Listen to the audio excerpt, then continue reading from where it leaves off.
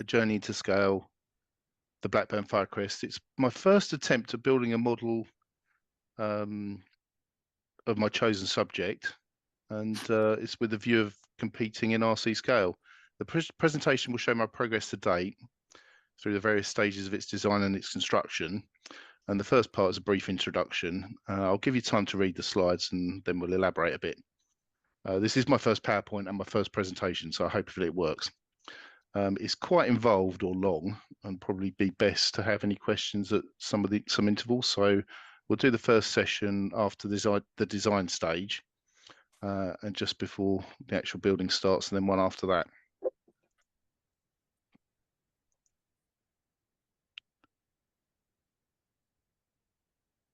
So before I start this, I'd never designed or scratch built a model, and I knew nothing about CAD, 3D printing, or scale modeling for competitions.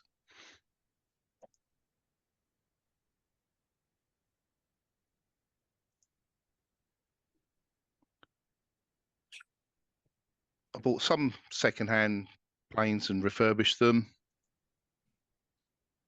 Some I've built from plans and kits and not quite finished. Some ARTFs. And then this is the one I've used for the last few competitions. It's a Black Horse Sea Fury, and hopefully the Firecrest will handle about the same. It's similar looking, so hopefully.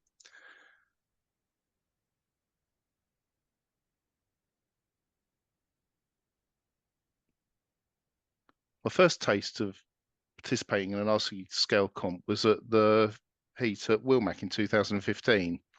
And Chris parked at my place the evening before, and we had the first of many discussions about competing in scale. And this is where I got my initial insights into what was required for a proper scale model, as far as the STC are concerned anyway. Also, after using a Tiger Moth for the flying only category, I soon realised I needed something with less wings and that flew a fair bit quicker. Also, after I did find competing enjoyable, but I soon realised I knew next to nothing about what was involved, but the seed was sown. And this presentation is about designing and building, and the flying aspect is another thing altogether.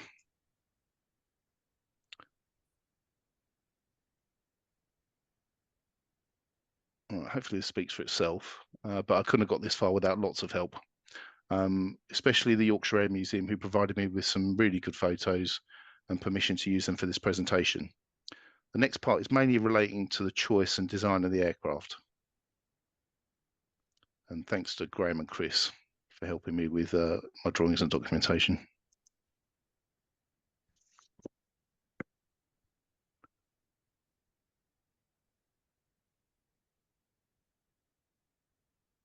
So it does look good, not to me anyway. And as far as I'm aware, it hasn't been modeled for RC or any other form of model flight. And the only physical model form that I'm aware of is a Magna Models resin kit, which is, I don't think it's even 1/72nd scale. But seriously, the advice to pick something with good drawings and photos, or the chance of getting these, is very important, especially as these need to capture the character of the subject. That's a quote from the rules, and are needed in order to actually turn out something with competition potential. Potentially, anyway. So.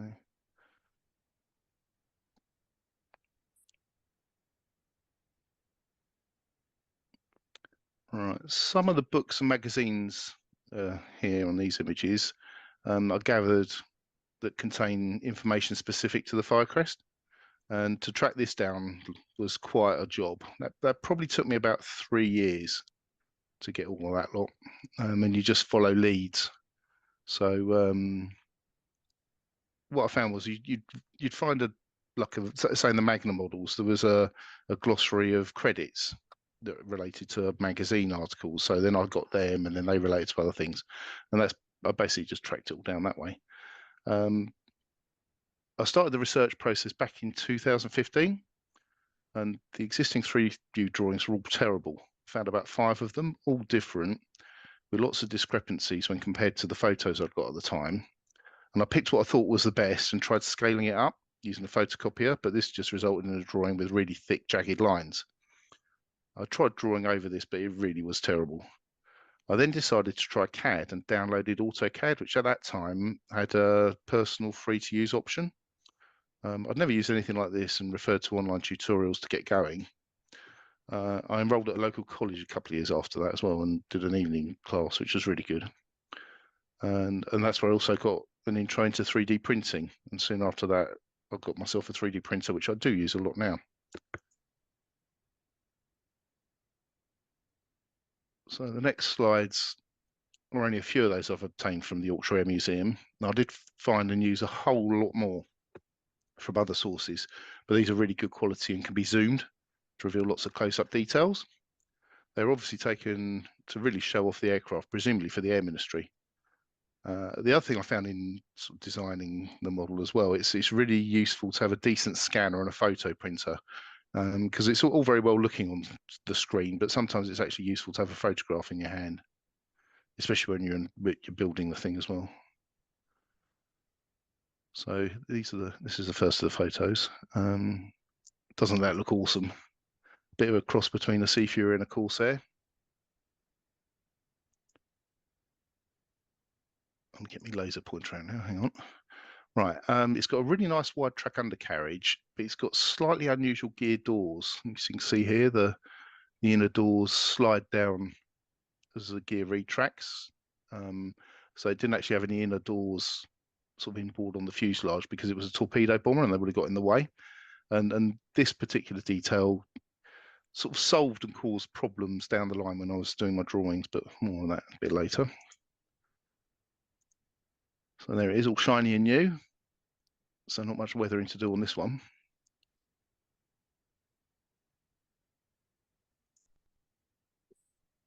And it's got a decent sized fin, rudder and tail plane. Right, and it has got folding wings. I'm not planning on having folding wings, but the design will have the ribs in the right place to allow for this just in case. Also, I'm not sure that the complexity and weight would gain me many more points. And then hopefully my build ends up being a fair representation of this.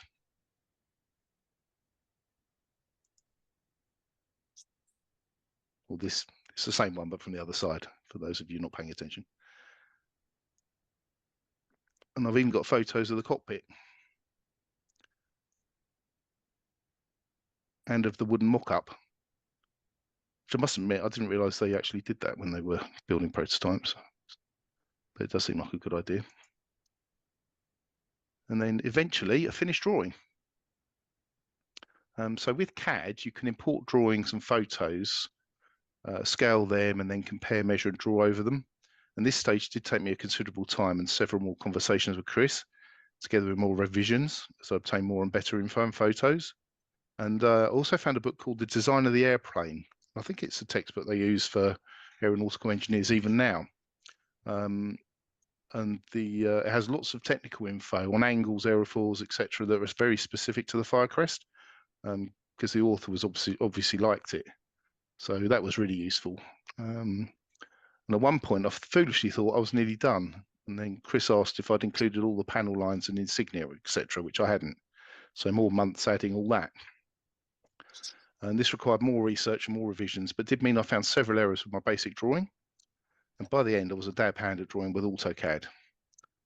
It was worth noting that panel lines, insignia, and markings with their shape and location are an excellent way to check if other things are in the right place, the correct shape, etc. So this did prove to be very worthwhile. Also, it means I've already got all the info I need to make paint masks. One thing on the gear doors here, this was going back to that photo where I got my laser pointer out previously. On the side views of the photos, and I've got some photos with the wings folded, so you can see the underside of the wing really clearly. You could see the registration markings going down the doors, and they are as this drawing. And it also meant that when they're up, they all had to line up as well. And it took me hours and hours to work that out. So, but it does mean I'm pretty sure I've got all my panel lines in the right place, especially on the underside. And after check-in, I get my certification certificate. So Graham and Chris both checked them out. And I've got a sticker. So now the actual modelling could start. Well, nearly. I've added the documentation into the mix at this point, as it really does go hand in hand with the design stage and is what the model will be judged against. I did end up spending quite a bit of time formatting these, and here is my current documentation.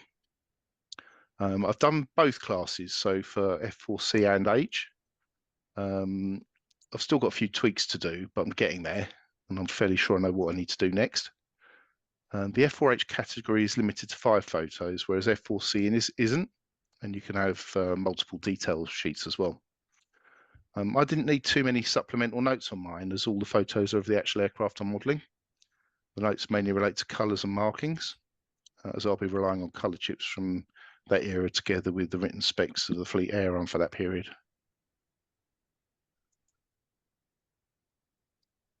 This is the actual design part of it. So this is where I decided whether to H or C and what scale. So I decided to go for a smaller version to start with, an F4H, because I thought if I do the model structure using CAD, I could then scale it up fairly easily. So I went with 9th scale and a wingspan of 60 inches. And this mainly so I could get test flying and also use it to practice in the flying only comps, or maybe H. This image is a screenshot of my AutoCAD workspace for the model structure. So again, lots of colours, lots of layers. It looks complicated. And here's an another excerpt. This shows more the wings, so all the different ribs and the undercarriage and the flaps and all bits and pieces like that. Designing a gull wing with different aerofoils at the root and tip did take a bit of sussing out, but now I know how to do it. It's actually fairly straightforward.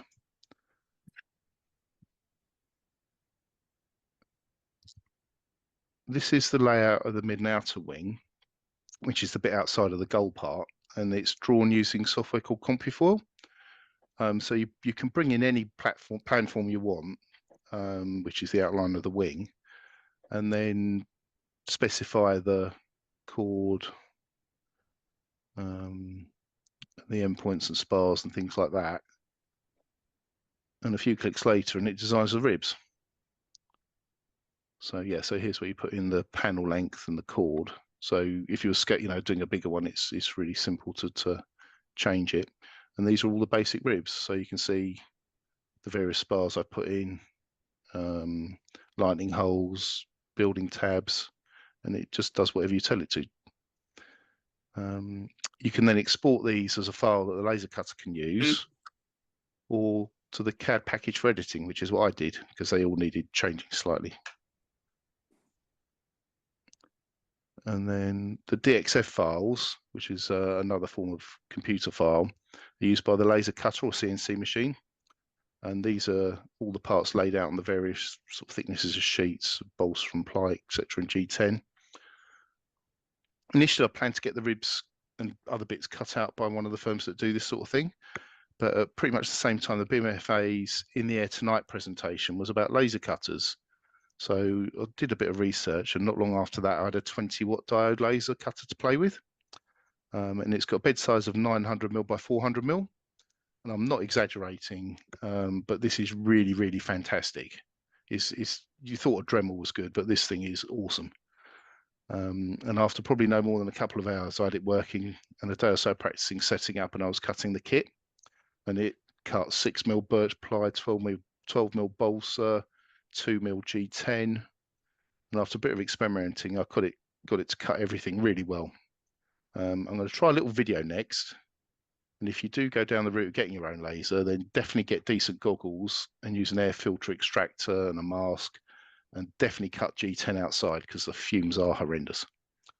And the laser software I used is Blackburn, which is a sort of fairly standard thing, and a one-off license fee and fairly quick to learn. So, all right, this is, depending on my broadband, you might be able to see it working. So this is it cutting 6mm birch ply. So that's that. And the round thing in the background is an air filter, which really shifts some air. And I read up online, and you have to have a carbon filter and then ideally a HEPA filter as well. So I've got some carbon filter material, and the HEPA filter was a Henry Hoover bag that I cut up to fit in it, and it worked really well. And all this lot's directly under a smoke detector in my workshop, and it never went off once. So went really well. And then here's a picture of all the laser cut wood parts, and that took about 6 hours start to finish once I'd got all the parameters set up.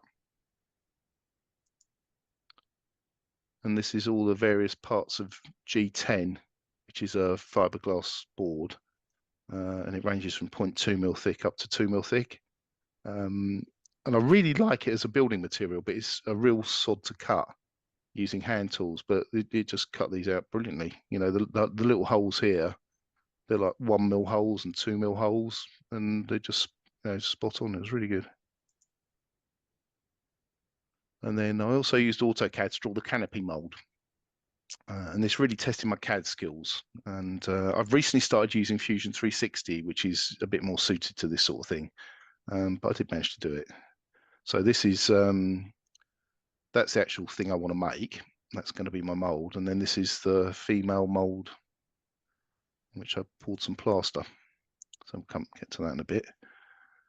And then not forgetting some other stuff I designed, which were the flap hinges for the Fowler flaps and bits of wire work. And there's the 3D printed mold. That's the tip light mold as well. So that's about it for the design part. So I thought this would be a good time to have any questions. I've romped through it, but we're probably only about halfway. So yeah, Danny's got his hand up first. So Danny, would you like to come on the mic, please, and put your question to Matt? Yeah, it's excellent stuff, Matt. Can you tell us how you decided where you were going to put bulkheads and ribs and things like that and spacings? I think it's probably from experience. I have built hundreds of models. I started building models when I was about 7. So I've built hundreds and hundreds from free flight control line, but I'd never designed one. So a lot of it was just sort of what looked about right. Now I have actually, when we see the build photos, you will see they do actually look quite close together. But what I did have in mind was I'm going to scale this up. So when I scale it up, they'll be sort of probably a bit better for that. But yeah, I basically just, I suppose, guessed more than anything. Okay. Yeah, that's and some of it was where obvious things like leading edges go and trailing edges go, and for bulkheads on the fuselage. The fuselage, to be fair, I actually copied the full size because I've got one of my one of the construction photographs I've got of it in the factory is actually with it unskinned, so I can see all the bulkheads. So even for the profiles of the bulkheads, I got them from an uncovered like airframe, so I put them in the same place. But the wing ribs, I just sort of put them where wing folds were and where it seemed obvious. And the same with spars and stuff. You just sort of use experience as to where you're going to lay them. Yeah, when the wing, I've just started building the wing, so I haven't got too many photographs on that. But what I did was, because of the gull wing, I was a bit concerned about maintaining the proper sort of gull and all the dihedral and anhedrals and stuff. So what I've decided on was to have a 3 mil birch ply spar with basically mortises in, and the ribs tenon in sort of front and back. So I can't cock it up. So I build the whole wing like that. And when I do the big one, I'll do wing tubes, and so I can split the wing as well. So that's what I did. It might show up on some of the photos I've got. So okay, thank you. Was that okay? Yeah, no, that's magic. Thank you. Thanks for your question, Danny. Does anyone else have a question for Matt? John Minshall's got his hand up. Evening, John. Over to you. Matt, how did you decide upon the airfoil section in that you're going to be building a scale model of the full size? The section that you showed that you were cutting on the laser cutter looked to be symmetrical, but actually quite thick in its you know, what parameters did you use to decide, especially being as you're going to build it at 60-inch span to start with? Yeah, excellent question, actually. When I first started, I did it by eye and just sort of what looked about right. But the design of an airplane book actually had the aerofoils for the full size in it. for the root, the transition and the tip, as well as for the tailplane and the rudder. So basically I've just used the full-size aerofoils, and it's a laminar flow wing. So especially at the root. So it's and it's got a slight reflex on the trailing edge as well. Okay, thank you. So I've basically just copied the full size. So hopefully it won't give me too many problems when it comes to the flying. But we'll find out in the spring, hopefully. I might need to put a gyro in it. Thanks for your question, John. Thanks for your answer, Matt. Steve, Mr. Jackson, iPad, you've got your hand up. I have. Hi, Steve. All right. All right, Matt. Hi, Steve. This wouldn't matter in the slightest at F4H, but it might be a problem for F4C. According to, I mean, you mentioned about the wheel covers sliding downwards on the undercarriage, but according to Terry Manley, who we all think of as the Blackburn aircraft guru, it was the opposite, and the undercarriage shortened as it retracted to clear the torpedo. It did a bit, but the gear door definitely goes down. The Gear out, guard goes the inner, down. it definitely goes. Okay. I've actually got some. I don't know if they'd be workshop drawings, but I've actually got like cutaways of all the wings, and it Okay. just shows all the linkages, and it Yeah. was entirely mechanical. But they definitely run down, and I've got some really good drawings that show all the tracks that everything runs in. Okay. But they do shorten as well as they go up, but not by much. But they do shorten. Are you going to be able to manage that on the larger version, or? I think so. Right, okay. The small one, I'm not going to bother. I'm just going to. No, you wouldn't. They'd would last you? about 3 seconds, I think. If I Be interesting to see how you get over that. Yeah, I think it's. I think it'll be big enough that it'll be. I'll be able to use some form of metal work to do it. Yeah. They're not. Well, they're actually not very long. They're quite a No. short leg. So. That's the advantage of the inverted gull wing, isn't it? Yeah, we're all I think watching this. the wheel diameter is Absolutely about the same intrigued. as the leg length, funnily enough. We're absolutely intrigued. It's an amazing aircraft, and we can't wait to see one fly. Yeah, me too. It's been a while. But yeah. Yeah. Thanks, Matt. Thank you very much. Yeah, no worries. Really good question, Steve. Thanks for asking it. PJ, you've got your hand up. Do you want to come on the microphone, please? Hi. Yeah. Thanks for what you've done. Congratulations on getting to grips with AutoCAD and doing all that CAD work that you're doing, because I've been working on CAD since it basically came out, since the 80s, and it's quite something to come into it new. But I was just interested how you follow the design coming through, because I design my own aeroplanes now, but for free flight scale, not radio control scale. But like you, I've used as possible where the full size bulkheads are, and I've actually found even for a lot of the rubber, using a slightly modified full size section works quite well. But of course, weight for free flight is so critical. Absolutely. When you see the structure, you see it's largely holes.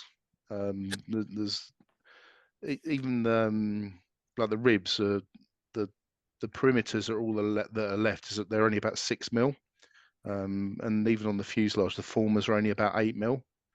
And I've even done things like the top and bottom longerons and the side longerons actually come out to the outside of the sheeting, just like anything I could think of to keep the weight down.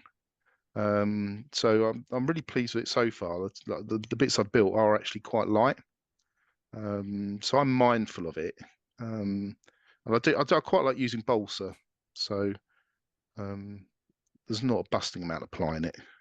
Thanks, PJ, for your question. Thanks, Matt, for your answer. Any else? Shall I move on then? I think so, Matt. I think, yeah, if we carry on, there'll be an opportunity to ask questions at the end as well. So thank you, Matt. Thank you very much. Right, so No. this is the build, the next bit. So a place to work is useful. I've designed the model to be fairly easy to put Okay. together with everything self-jigging. So no need to actually build Okay. over Thank the you very plan. much. So next up, the build. These slides are pretty much in the order of how I built it, starting with the fin and rudder, and then the tailplane, then the fuselage cowl, and then the wings. I experimented with a few aspects of the construction to either make it easier to construct accurately or to try and make it as light as possible. There won't be many notes. I'll just make comments as we go and have a play with the laser pointer. So this is my workshop. So this is where the magic happens. And hopefully not too much of the magic ends up in there. Although I do seem to empty it quite often. Right, so this is all the components laid out for the fin and rudder. So what I've wanted to do was try and end up with scale trailing edge thicknesses. So obviously on the size of this, it's going to be quite thin. So this is actually 0.2 mil G10. And wherever possible, to make sure I don't mess up the outlines, I have used G10, and that's sort of common throughout the model. And then these bits of G10 are the hinge bearers. And then as you can see, the ribs are basically, if there's an opportunity to put a hole in it, I put a hole in it. And so that's all the bits for the fin and rudder. And then that's it all glued together. So the way I've designed it is so that I can build it with all the hinging and actuators actually in it. So once it's skinned, basically just break it apart. There's sacrificial bits on the ribs where the rudder meets the fin, and basically just score it along the hinging lines and snap it apart and pull it. So, but I didn't at this stage. That's a close-up of the closed loop for the rudder, which actually acts as one of the hinges as well. You see there's little mortises there. They come into play a bit later on with the self-jigging.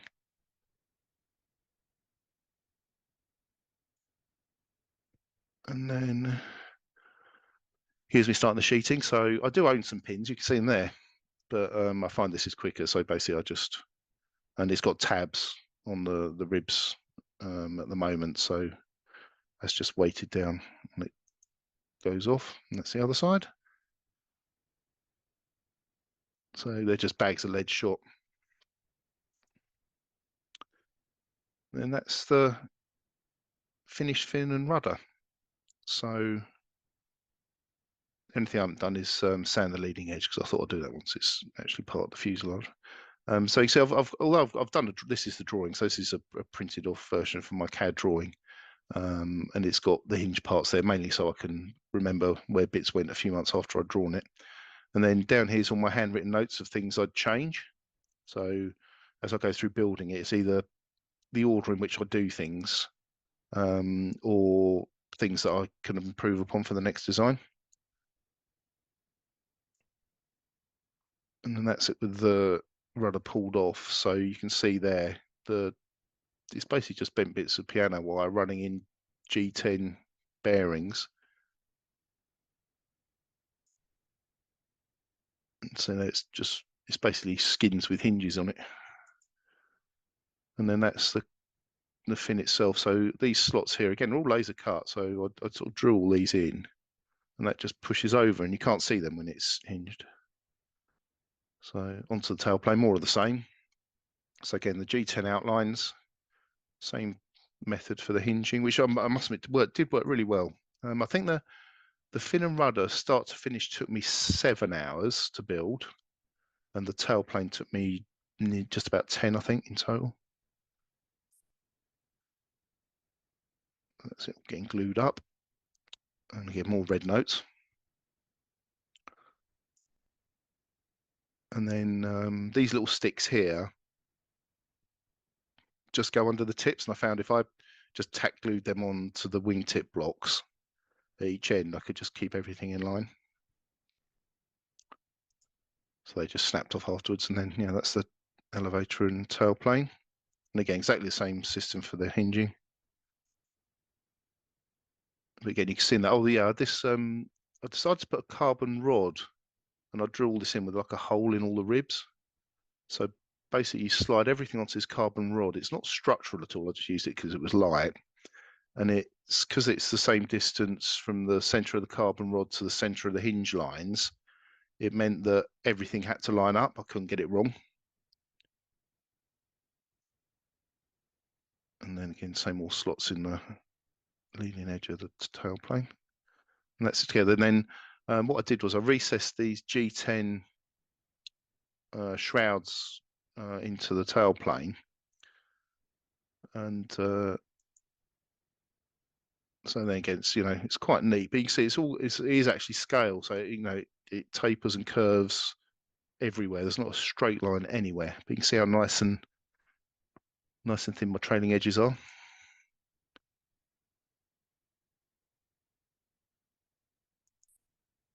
And then onto the fuselage. So at the front, I didn't worry so much about weight. So where the tank goes, it's just pretty much solid. But even the side longerons and the top and bottoms, everything's got housings in it, so it all just slots together, and it's largely self-jigging. So they're all the formers. It looks like there's a whole load of ply in there at the minute, which there is, but it's got a little square hole in everything. And what I decided to try and do was build everything on an aluminium tube to keep everything straight, so I could build everything in one go, not do it in halves or anything like that. And it worked really well. So I got it from B&Q. I just went through their rack until I found a nice straight bit. And then these bits just knock out afterwards. So you'll see that in a bit. Oh, that's my tail wheel. Again, that's sort of massively adapted and had holes cut in it and fiddled with to try and make it as light as possible. And I'm just checking the angles here. So again, this is a close-up of my drawing. So it doesn't follow any particular design protocols because I don't know what I'm doing. I've got no formal training at all. It was just what sort of seemed sensible to me. So I've tried to do everything. So even here, this is sort of a key part of the fuselage because this former here for the tail gear has to go in the fuselage fairly early on. I wanted to make sure I've got all the bolts in the right place. So it's got spike nuts in it and everything. So basically that was me just trying that before I built the fuselage. And then that's the start of the fuselage. So basically everything just slots in. I've even designed like all the wing bolt plates, the dowel holes for the front of the wing, and that's the aluminium tube. You can see that running through. So I largely built this first and then just slid it onto the tube because this bit is largely self-jigging. And then there's a series of sub-assemblies as we get to the back end. So this bit is the rear underside of the tail plane, the tail section. And again, you can see that's the former for the tail gear, tail wheel. And you can see here, and you can just see there's like partially cut lines through here. So they're all the bits that will come out eventually. And then that's it in place. So again, slid onto the aluminium tube, which only goes as far as there. So I designed this bit so that it would basically carry on out to the very tail, because there's nothing sort of jigging it here apart from this frame. And then this is another sub-assembly, and it's the fin support locator. And it's got those three little sticky up bits there. So if you can remember from the fin, fit into those little mortises in the bottom of the fin. And that's where the leading edge goes into. So that actually goes into the structure a bit. So that's that in place. Again, you can see the side longerons sticking out to the outside of the sheeting. That was there's my cock up on the fuselage. That was the only notch I got in the wrong place. So I was quite pleased with myself. And then that's the saddles for the tail plane. But there's lots of holes through here because a bit later on you'll see how for the radio installation, I'll just sort of do that as I go along. For the very tail piece, again, this is where I've used G10 to maintain the outline. And this just slots into a couple of little recesses in those parts of the structure and then just get clad with balsa. But it means I can't easily sand past this outline. So it helps me not mess things up, or even saves me having to look at drawings once I get to that stage. So that's the basic fuselage finished. You still see I've got all the centers in the ribs, and that's because it's all floppy. You could actually grab it at each end and probably give it a twist of about 10 degrees at the moment. So I'm going to do, well, I did the planking, or a fair bit of the planking with the tubing. Another shot of it. Then I decided to do the cowl, which I'm glad I did actually at this point. So this is a 3D printed doodah that just slides onto the tube, and that maintains the angles for the thrust lines. And that butts up against a G10 part on the front of the cowl. And then this is just a big sandwich of rings of balsa in all different directions. And then what I did was I just put these temporary struts in, and then just kept cutting and gluing them until I got them the right distance and the right angle. Because what I'm planning, well, what it's designed to do is have the cowl bolted through, like through the hole in the front onto the firewall, so there's no visible fixings. And the filler on the nose rings here is because I've drawn them a bit too small. So another red note on the drawing. So you can see the cowl ready for planking. So there's a recess there, and there's a section here that the planking comes over, and there's, again, you can see all the rings there. So there's not actually that much balsa in it, but enough. And that's that G10 thing on the front. So what this is, it was mainly to get the front light up, and it's got a 1 mil wide ring that's partially cut through. So once I finish planking it, that can get knocked out and just leave the 1 mil ring, and so I end up with a really hard edge on the lip that I can sand down to, because that's what the full size has. And it's got a G10 facing on the back as well, again, to make it fuel proof, and it means I can't easily sand past these lines. So it keeps all the sections accurate. The holes here are for the dummy exhausts, and these other holes are for dowel locations and bolt fixings. And that's my first go at checking if the exhaust stubs fit. I'd just put straight bits in to start with. Now I've actually started looking at the photos a bit more closely. They're actually slightly curved, so I've actually made them now. I'll go back to that one actually, because then on there, so again, I've used G10 to simulate the outside of the cowl, so it just looks like sheet metal once it's all together. And again, couldn't resist it. I had to put the tailplane on, make sure it fitted, which it did. And again, even there for the strike for the fuselage to fin transition, even that's a bit of G10 that's in a little slot in there and there. And that's so I can't get that outline wrong. And that's it with its cowl on as well. And here again, you can see I've lined the inside of the lip again with another bit of 0.2 mil G10. So it's actually razor sharp at the front, which looks like the photos. And then I thought, oh, I better have a go at the canopy now. So I got me Durham's water putty out, which is something I'm a builder by trade, and we used to use it for doing render repairs on sort of the old Victorian buildings, and it's like a much harder version of polyfiller.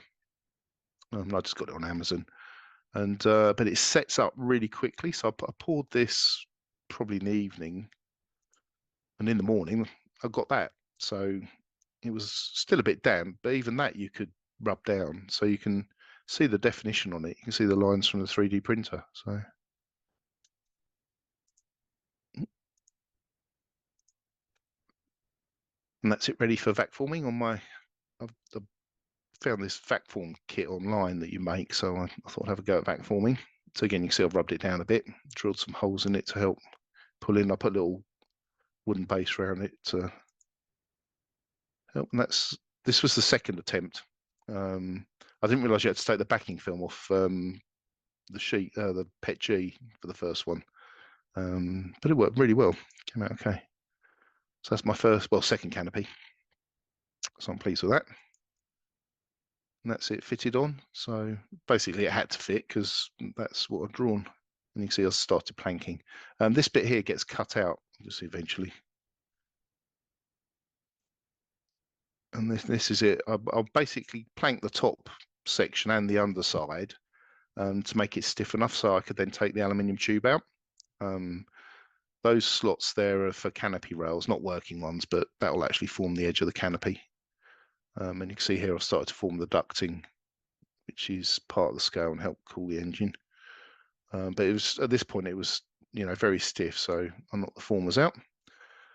Oh, this is another thing I've tried on this one. I've tried to keep the whole cockpit area empty. So if I do decide to do a cockpit at any time, I can make it as like a cassette and just slide it in from underneath. So there's just nothing in the way between there and the top decking.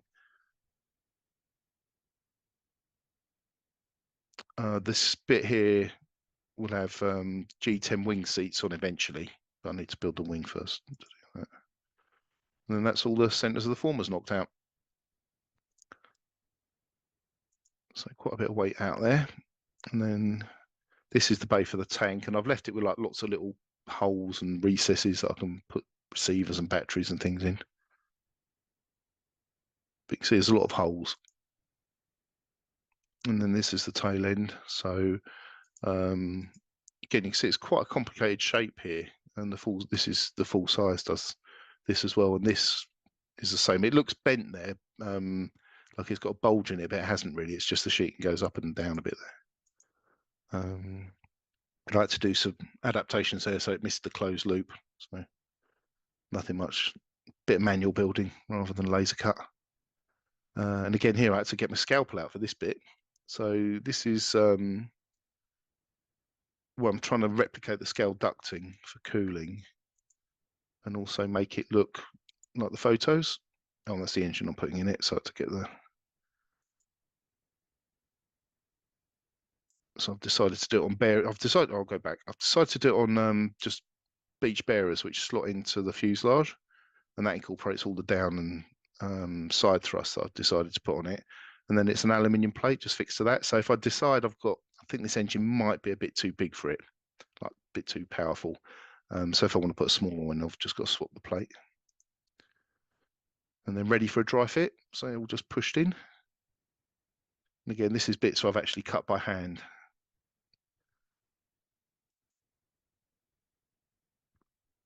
So, oh, and this is where I've started doing the ducting covers. So this is G10 again, and it's got a little access panel that the full size has got, and it's got a panel line there. So a hint of scale detail. And then that's the exhaust detail. So once this is all glued in proper and glassed, that's basically what I was trying to achieve. So it looks like the full size. Oh, and this is the canopy rails. I needed some slotted square section. So I think this is only about 3 mil square aluminium, but I wanted to put a slit in it. It's not working. I just want to see if I could do it. So that's actually a 3D printed jig that I could run a diamond disc down in the Dremel, and it took a matter of seconds to do that and worked really well. And that's it in the fuselage. So that will form the edge of the canopy aperture. So all this gets cut out. And then this is me starting to use Fusion 360. I've been playing with it for about 6 months now. So I've tried a bit of parametric modeling. So this is the tail wheel, and I'm going to make a mold and try and make my own tire for that and for the main wheels. So with the parametric modeling, you can design something and set all the parameters for all the sort of dimensions, and it's then really easy to scale it up. But for now, all I've done is just 3D print a solid tire just to give me something to use for the build. And that's about it so far. So any other questions? Thanks, Matt. That's absolutely just riveting, really. Pardon the pun there. That'll be the next thing. Riveting. No, it was really good to see somebody. And the technique of putting the cockpit rails with that little jig, I thought was really, really good little tip. I shall steal that one with pride. Fantastic. Thank you for that. Any questions for Matt from the audience, please? I'm waving my hand, but nothing's happening. Oh, Mr. Carpenter, come on the microphone, my friend. Over to you. I was just a I was gobsmacked and sat here with amazement watching, looking at all the high-tech pieces of kit being used as a hand tools only model of it. It's absolutely amazing. A quick question though is that the aircraft we're talking about, I think they only built, was it 2 or 3? 3. It was not a success. And I'm just wondering if you know anything about the flight characteristics of the original that might have a bearing on it as a model. Well, I found 2 flight reports. One was from Eric Brown, and he was quite scathing of it, which isn't unusual in some of his flight testing. But I think he was, from reading it, he was sort of treating it as a fighter, not necessarily a torpedo bomber. But there was some issues with the aileron control. They tried having powered ailerons. I don't think mine was the first prototype, so I think it was the second one that they tried that on, and apparently they were really sluggish and didn't feel nice. So hopefully some high-tech servos will stand me in good stead with mine. But the other one I found was the flight report of my one, and the test pilot and just sung its praises, said it was fantastic to fly. So I've had there's mixed reviews, like most things in life, I suppose. But yeah, I won't know until it goes in the air, to be honest. I was intrigued because you mentioned the laminar flow wing, and that it, of course, it's a carrier aircraft. So the low speed characteristics of a laminar flow wing can be a bit of fun. I'm just wondering whether that occurred to anybody. Yeah, I don't know yet. I don't think it ever got landed on a carrier. Never got to find out. No, but luckily there's not been many carrier decks on the scale competitions that I've noticed so far. So hopefully I'll have a bit more room. But yeah, a lot of this I won't know until I get it in the air. So yeah, that as I get nearer the sort of flying, I'll have to work out where the center of gravity is. And when you come to get it in the air, can I come and watch? Absolutely. Yeah, that might be quite a popular outing. Yeah, we'd all like to see that. So, yeah, I'm just having a quick look in the Putnam's book that I've got by the side of me on Blackburn aircraft, and apparently the Firecrest flew at 2 consecutive SBAC shows at Radley. This was before running to Farnborough at the end of the 40s. So it did actually get demonstrated to the wider population. So any more questions? I think Steve had a question. So Steve, if you want to come on the microphone, the floor is yours. I'll cut a long comment short. It was beaten by the Jet Edge. Yes. Oh, definitely, yes. Yeah, that was what I think. It was okay. I think it was a big improvement on the Firebrand, which came before it, but it just came too late. Yeah, it didn't. I don't think it flew till 47. 47. Yeah. So, and I think they got broken up about 1953. Yeah. Just an observation on Winkle Brown's somewhat severe flight test report. He did this on quite a few airplanes, and of course, if you've read his first report on the Firebrand, he really trashed it. But by the time it got into squadron service, albeit in small numbers and with only one squadron, the squadron pilots actually quite liked it, and it was actually quite successful in its later Mark 4, Mark 5 versions. So the chances are that although Winkle got to fly it fairly early on, I mean, it was very much an unsorted aeroplane, you know, and to write a very critical report on an early prototype and then using that to build a bad reputation on the airplane is really not fair. And he's done that with quite a few airplanes. So you have to take some of his reports with a bit of a pinch of salt. Yeah. The other thing was, I think originally it was meant to have a contra-rotating prop. Well, that's one idea, yeah. But the engines got nicked for the Wyvern, so then they had to redesign it for the Centaurus. So. Yeah, I don't know. I'm not sure. I can't find out much information about that.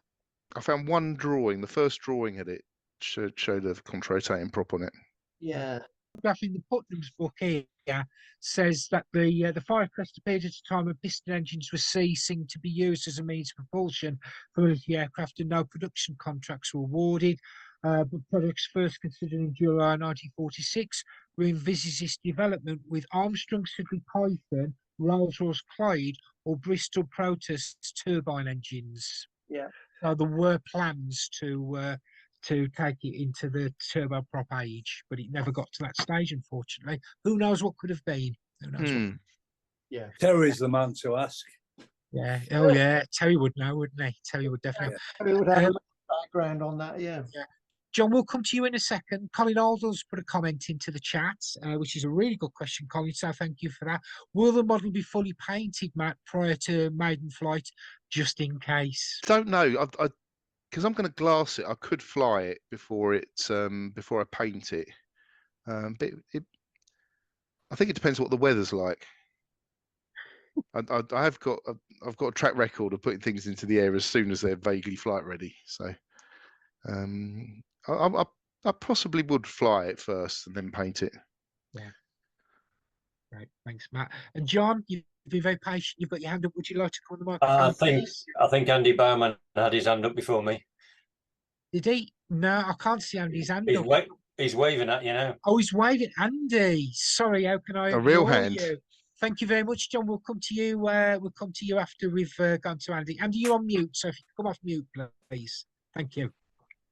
Yeah. Is this laminar flow wing section likely to work at the very different Reynolds number at which the model will be operating? I don't know enough aerodynamics to answer that question. I just wondered if anyone does. I haven't got a clue. That's one of the reasons I asked the question earlier. Right. Especially with razor sharp trailing edges. So yeah, yeah. Perhaps we ought to bank that question till after the maiden, Andy. And doesn't the quality of the surface affect how well it works as a laminar flow, even at full size? Yeah, I'm not entirely sure it'll make much difference at model size. Just a thought, anyway. Yeah. Thank you for that. I mean, you know, look at some of the stuff indoor flyers. You know, the indoor flying, and they're nothing like aerofoils, and they still fly. I suppose if you're going fast enough, it will stay in the air. Fantastic. Thanks, Andy. Great question. John, you've been very patient. Over to you. No problem. Matt, I'm very interested in your use of the 0.2mm G10 for outlines, both wingtips, tailplane tips, top of the rudder, all that kind of stuff. What's your source of that material? I mean, is it the same sort of stuff as the different thicknesses that Mick Reeves does as the Pro Skin? Is it that stuff, or is it something different entirely? I've actually there's actually some Pro Skin in there. The yellowy stuff's the G10, which I think I got from Hobby Plastics, which is the J.R. McGregor outlet. And you can get quite big rolls fairly cheap. I think that's who supplies Mick Reeves anyway. But Pro Skin's different. It's slightly more flexible. Yeah. So I think the stuff I've got's 0.3, and it's a lot more bendy. I've got some 0.2, some 0.3, and some 0.4 Pro Skin off Mick Reeves. So okay. Yeah. It seems to cut the same. Okay. Like the thin stuff, if you haven't got a laser, you can pretty much cut it with scissors. Yeah, I don't have a laser, but I'm getting up to speed on a 3-axis milling machine, a Stepcraft. Oh, okay. Yeah, I must have. I've looked at them in the past as well. But the laser is absolutely brilliant. It's, you know, like I think today I was building. I'm started the fuselage now, and I realised I'd only cut a few. I needed 2 lots of something, and I only cut 1 lot. So to get it out, plug it in, you know, remember how to turn it on and get the program going, and it was like less than 5 minutes, and I'd finished. It was so quick. And once you've actually got the files, it's, you know, really repeatable. Yeah, and a sheet of 3mm balsa covered in ribs is like 1 minute 30 seconds to cut. That's pretty fast, isn't it? You know, it is like really fast. And presumably, the faster you go with a laser, the less burning on the edge you're going to get as well. Yeah, it's that was the bit. I probably spent about 2 days with every single bit of material I could find in my shed, like playing with it and cutting little test pieces. And you sometimes you don't want to go as fast as it can go. You just want to go a bit slower and have more passes. And if you're doing things with lots of little holes and you've got multiple passes, so say you're cutting something like 1/2-inch balsa, it'll never get through that in one go. And you do like 6 passes. When it goes to like cut a hole, it'll do 6 passes one after the other, and it basically just sets fire to everything because it's such a concentrated amount of heat for like a short time. So what I found was you can set up in the software to do like dead passes where it will just do a cut, then it will do a cut without cutting, and then do another cut, and it gives it time to cool down. And I cut 1/2-inch balsa, and you could put a square on the edge. It wasn't, it didn't taper it at all, and there was hardly any charring. Nothing to sand off. It wouldn't even sort of wipe anything off on your finger.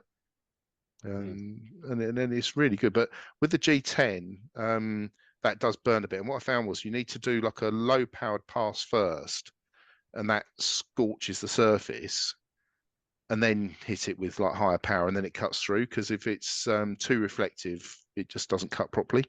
So if you sort of etch it first and then cut it, that works really well.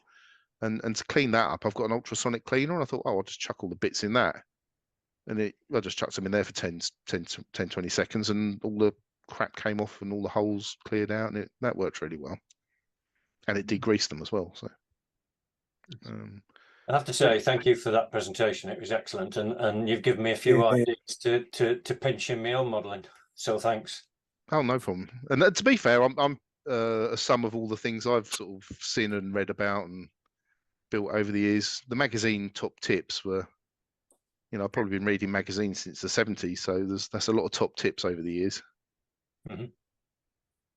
But I do like tools. I've got a construction background, and I've always had I'm a great believer of having the right tool for the job. And nowadays, some of the tools you can get, they're just unbelievable. They make things so much easier.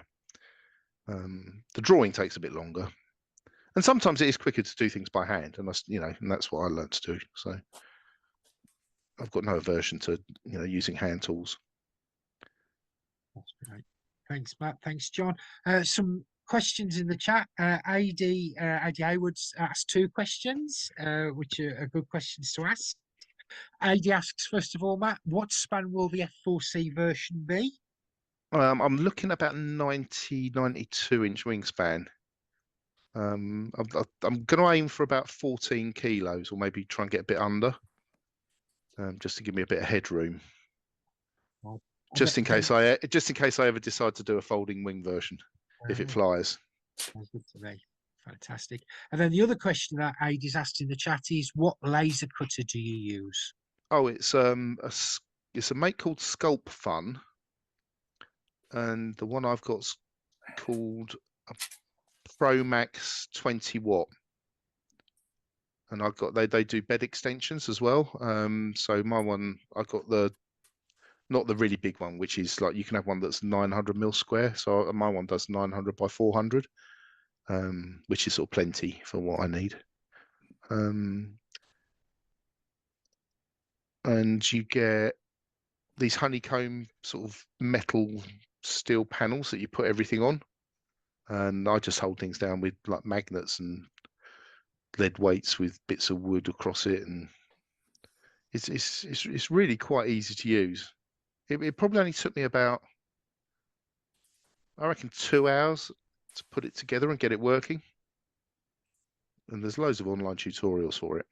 And the Lightburn software is fantastic. I think it's a one-off license for about 60 quid. And it's really intuitive. It's sort of like, you don't really need to sort of know much, which suits me, to be honest. Thanks, Matt. And then not necessarily a question, but a comment from Bert, name dropping, which is great. Bert said in the chat that Dave Platt introduced G10 to him. So who better than to introduce a new material to than an aeromodelling legend in the form of Mr. Platt? So that's a really nice story. That has actually reassured me a lot. Yeah, because you know you find these things and you think, oh, I wonder if it'll work or not. But yeah, there's nothing new under the sun, is there? As they say. it's really good. Thank you for sharing that with us, Bert. That's absolutely brilliant. Right then, I can't see any more hands and I can't see any more questions in the chat. Oh, Danny's got his hand up. Got in there just before the end. Danny, over to you. Yeah, it was just an observation. I just checked with you, Matt, whether I was right or wrong, but it looked like between the prototypes they changed the dihedral. Oh, they did, yes. And I don't know, you could see it on the video was the one where it was changed. And I think it was meant to be a performance enhancement. Okay. But it looked a bit weird. It didn't look as nice. Yeah, I mean, myself and Paul were looking at some pictures this afternoon over a coffee, and we thought, oh, some of them look like they've got more dihedral than others, which seemed a bit strange. But didn't know whether it was a swept-back wing that was. Yeah, I think it was. Its registration was VF172 was the one with the flatter wing. Okay. So I think it had the same anhedral for the centre section. It was the outer panels. I think were pretty much flat.